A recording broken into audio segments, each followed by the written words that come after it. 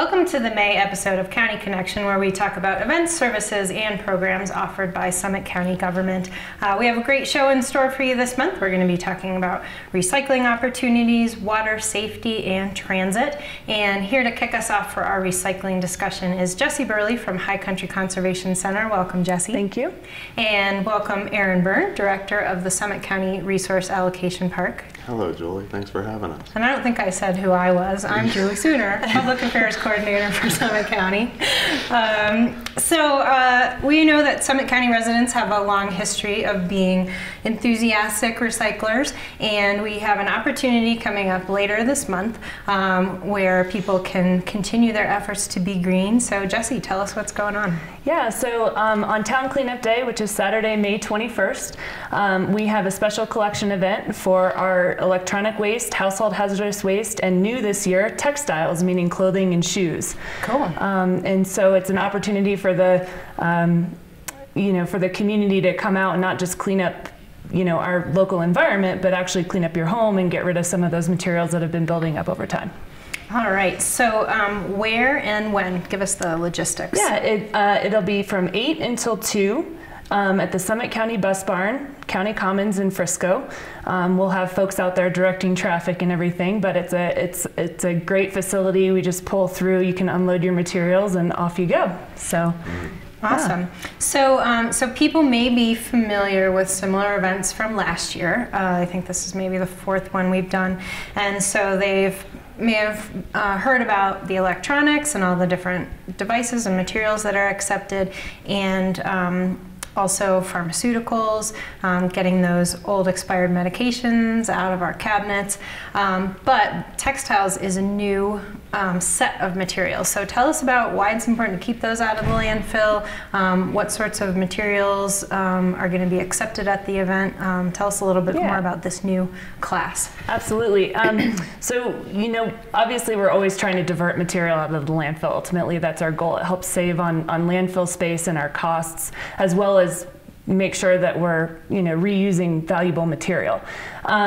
We were contacted recently actually by local lodging companies really looking for a way to get rid of old linens and whatnot. And so we started doing a little bit of digging and found a company out of Boulder that can help us out with this event. So they're going to come contract with us. They accept clothing, they accept shoes, linens, pillowcases. What they do not accept would be things like pillows themselves, for example, carpet, that kind of thing. So these are personal items that you have in your home that are made out of material. Okay, great. And so obviously when we talk about waste diversion, we talk about reducing, reusing, and recycling.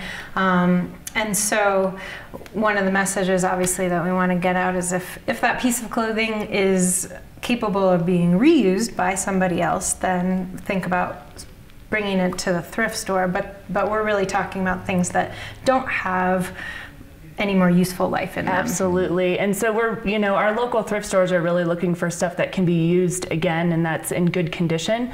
But they also are running out of space too. And so a lot of the material that's not in good condition, they use a third party as well to recycle those textiles. So of course, anything that's still good that can be reused again, we want to make sure that we're going down the line to highest and best use possible.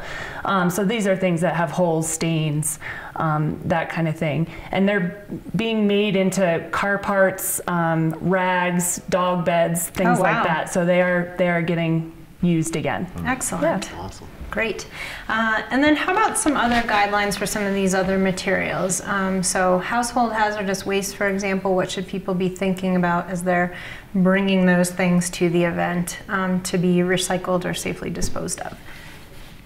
Either one. Sure. So household hazardous waste, those are your chemicals, things that you find under your sink, for example. Also, we accept fertilizer, stuff that you would have in your shed as well. Paints, latex paints, what else? Thank you, pesticides. So anything that you don't want to put in your typical trash. And that stuff is collected by a third party as well and then properly disposed of. What else am I missing on? Latex. Yep, latex paint. We'll have green sheen there at the event, so Great. you'll be able to collect the latex as well. Awesome. And then in terms of electronics, your electronics, your accessories, your phones, your TVs, your computers, your tablets, your laptops, all that is recycled by a certified third-party recycler. So all of your personal information and stuff like that will be disassembled and destroyed. So okay, great. It's a safe way to get rid of your personal electronics. Okay, so people can kind of rest easy about some privacy concerns you might have with all the information that's in those devices. Okay, and then Aaron, I think I've heard you mention before, is this important to keep those household hazardous waste items in their original containers so you guys can identify? Yes, very much so. The third party that we use, Viola and Green Sheen, we hire them. They're professionals in this business, so if we can get the materials to our facility before they bulk them in the containers that they originally came in, that's very helpful for us to identify and understand what's in the container. So yes. All right. And then how about prescriptions? So there's a little bit of a privacy issue to think about there as well. Yeah, so you want to block out your personal information on the pharmaceuticals, and they want that to be in a container as well. But they'll take over-the-counter medications, prescription medications, and it will be the sheriff collecting that stuff. So you can also bring controlled substances like your narcotics, which typically aren't accepted at our normal city market drop-off boxes. All right, great. So, Aaron, we mentioned that this is about the fourth of these events, so it's a relatively new program that Summit County has offered to have these collection events. And so, can you give us some background on how this program came to be? Yes, so thanks to all the taxpayers here in Summit County and voting on the Safety First, I should say 1A ballot measure. This is our fourth event, so this is our second anniversary this year. Great. This is happy anniversary. A happy anniversary to Summit County for doing a great job. But May 21st, Saturday, 8 o'clock till 2 o'clock. This year we extended our hours a little bit more to accommodate. We had such a good turnout last year that the community, we had lines of traffic, we had 500 people, I think, at several of the events lined up, and I really encourage folks to get there early. But we did extend the hours, so we are open till 2 o'clock. So we're looking for we're expecting a great turnout this year. We're very excited about that. This is our fourth event, and we, based on the numbers last year through the events and scrap, basically our numbers tripled in the county for accepting materials based on our 2014 numbers. So that's amazing. Encouraging. And so is that these particular categories of special waste, or? Yes, okay. The special waste, so in e-waste, which I got some numbers here I'd just like to read off. Sure. Coming to our facility and the events last year, we collected 245 tons of e-waste. So that's encouraging. I mean, I know the technology is changing continuously, but the folks at Summit County bringing those products to our facility, and we know that they're truly getting recycled. That is great. Keeping them out of landfill. So it's encouraging to see the numbers and the volumes come through these events and through scrap. Something that I would like to add, just for some clarification, that we do accept these materials at scrap 6 days a week, Monday through Friday, 7 to 4, and also Saturday, 7 to noon.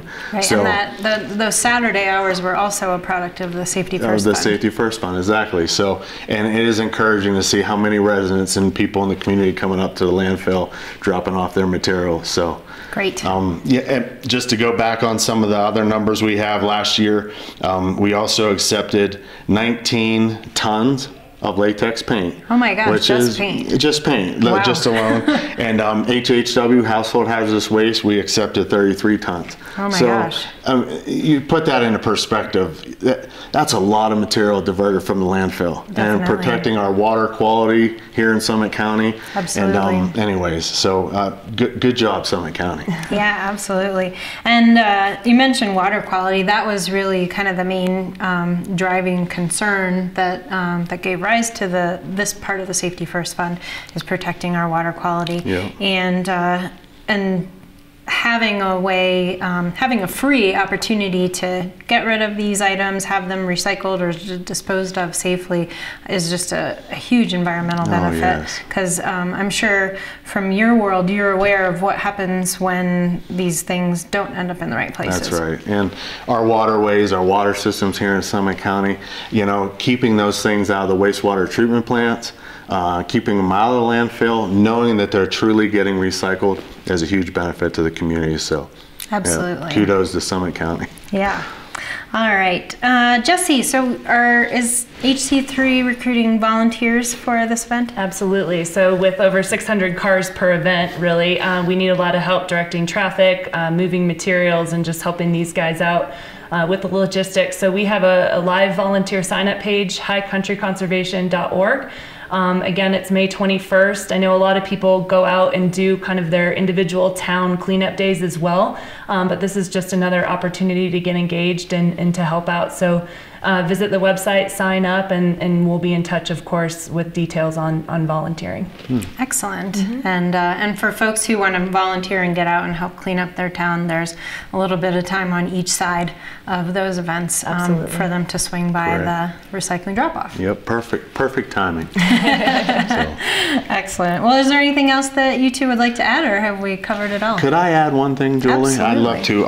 I know last year there was a little confusion at the event. We had so many people come in, and one of the things that we do not accept at the event is waste oil and antifreeze. Okay. And I just to let the folks out there know that we don't accept those materials at the event.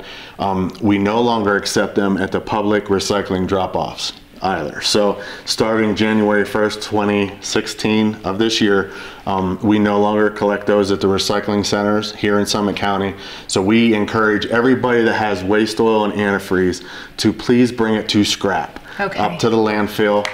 That's a place for us where we can manage the products a lot better, reuse them in our waste oil furnaces inside our facilities. So we just encourage the public to keep that in mind, and anytime you have waste oil or antifreeze, please bring it up to the scrap. All right. And for folks who may not be familiar with your location, we are at 639 Summit County Road 66, Dillon, Colorado. Okay. So Landfill Road. Landfill Road, yep. Head toward Keystone and through the Swan Mountain intersection. We are 1 mile on the left-hand side. All right, excellent.